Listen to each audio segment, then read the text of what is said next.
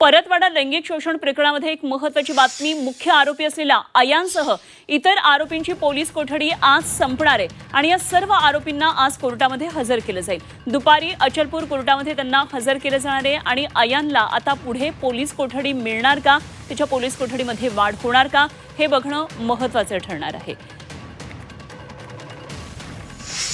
तर अमरावतीच्या परतवाडामध्ये तरुणींचं लैंगिक शोषण आणि अश्लील व्हिडिओ व्हायरल केल्याचं हे प्रकरण आहे। मुख्य आरोपी अयानचा भयान चेहरा आता समोर आलेला आहे। पैशांसाठी अयाननं स्वतःच्या आईचं सुद्धा मंगळसूत्र विकलेलं होतं आणि अयानच्या रील्समध्ये असलेल्या नोटांचं बंडल आईचं मंगळसूत्र चोरून विकून मिळालेल्या पैशांचं आहे। हॉटेलमध्ये जाणं, मुलींवर पैसे खर्च करणं, महागडे मोबाईल वापरणं असा त्याचा छंद होता। तर यामधूनच तो कर्जबाजारी सुद्धा झाला आणि मग त्यानं आईचं मंगळसूत्र चोरून विकलेलं होतं।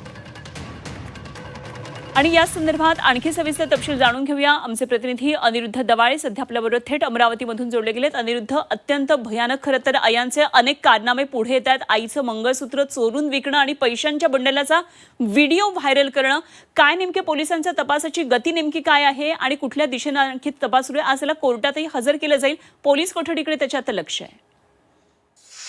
नक्कीच आता जर पाहिलं तर अमरावतीच्या परतवाडा लैंगिक शोषण आरोप प्रकरणामध्ये मोठ्या प्रमाणात रोज नवनवीन खुलासे जे आहेत ते समोर येत आहे आणि यामध्ये जर पाहिलं तर मोठ्या प्रमाणात हा अय्यांच्या अय्याशी प्रकरण जे आहेत ते समोर आलेले आहे। सध्या जर पाहिलं तर सध्या अय्यांनी त्याचे अय्याश पुरवण्यासाठी त्याच्या आईचं मंगळसूत्र विकल्याची जी आहे ती धक्कादायक घटना समोर आलेली आहे आणि त्या थारमध्ये मोबाईल, पैसे आणि बंदूक दिसलेले होते।